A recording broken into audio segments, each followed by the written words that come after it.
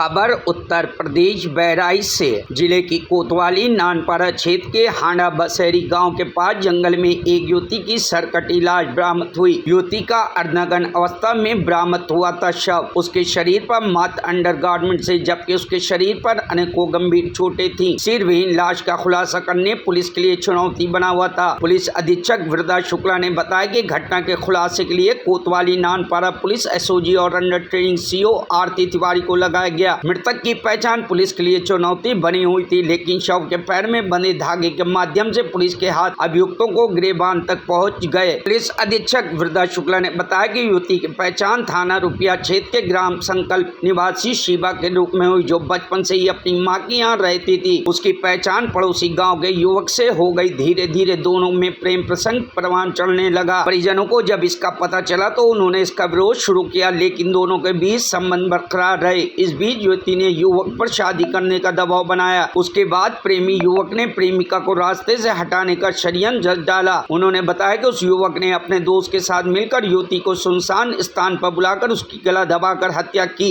फिर बुगदे से उसकी गला काटकर हत्या कर दी। उसकी पहचान छुपाने के लिए उसके कपड़े उतारकर उसे अर्धनग्न कर दिया। उसके बाद उसके सिर और खून आलूदा कपड़ों को बैग में भरकर सरजू नदी में फेंक दिया। उन्होंने बताया कि घटना का खुलासा करते हुए पुलिस ने दोनों अभियुक्तों को गिरफ्तार कर खून आलूदा कपड़ों को बरामद कर लिया है। कहा अभियुक्त को शीघ्र कठोर दंड दिलाए जाने की दिशा में पुलिस कार्य कर रही है। Bureau report, news hub Bharat. हत्याकांड का खुलासा हुआ है। एक धागे ने हत्याकांड का खुलासा कर दिया। क्या है मामला और इसको लेकर के पुलिस ने क्या एक्शन लिया? जी, 23 जुलाई 2024 को थाना नानपारा के क्षेत्रांतर्गत एक जंगल क्षेत्र में लगभग 20 वर्षीय लड़की का शव बरामद हुआ था, जिस पर कोई सर नहीं था, एक बाजू नहीं थी और भी बहुत सी चोटें थी। और वो शव सिर्फ अपने अंडरगारमेंट्स में था और काला धागा पैर में बंधा हुआ। तो इसके पोस्टमार्टम के उपरांत पुलिस द्वारा मुकदमा पंजीकृत कर तभी से इस घटना के खुलासे का प्रयास किया जा रहा है। और एसपी ग्रामीण महोदय और प्रशिक्षु सीओ शिखा तिवारी के नेतृत्व में एसओजी टीम द्वारा, थाना नानपारा की टीम द्वारा इसका बेहतरीन खुलासा आज किया गया।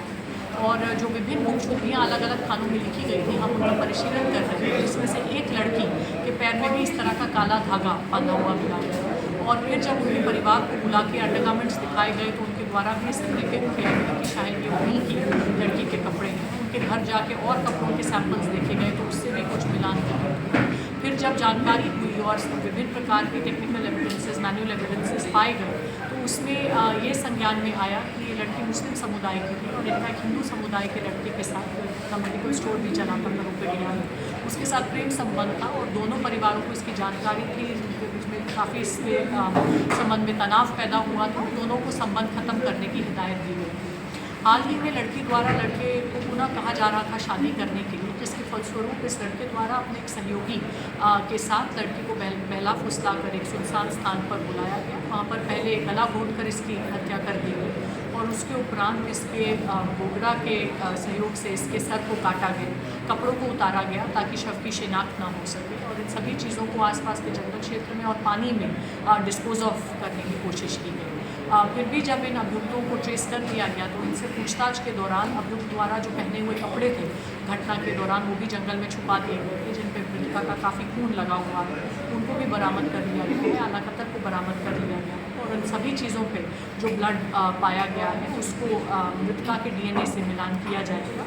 साथ ही साथ जो शव है उसका भी डीएनए मैच उसके परिवारजनों के साथ किया जाएगा। और हमें पूरी उम्मीद है कि जो विभिन्न प्रकार के एविडेंसेस पुलिस लेने में सक्षम हो सकी है, इनके सहयोग से माननीय न्यायालय से अनुरोध कर हम फास्ट ट्रैक ट्रायल के माध्यम से अधिक सज़ा दोनों अभियुक्तों को कराने में सफल हैं। क्या सामूहिक दुष्कर्म के बाद हत्या की गई है? Bureau report, news hub Bharat.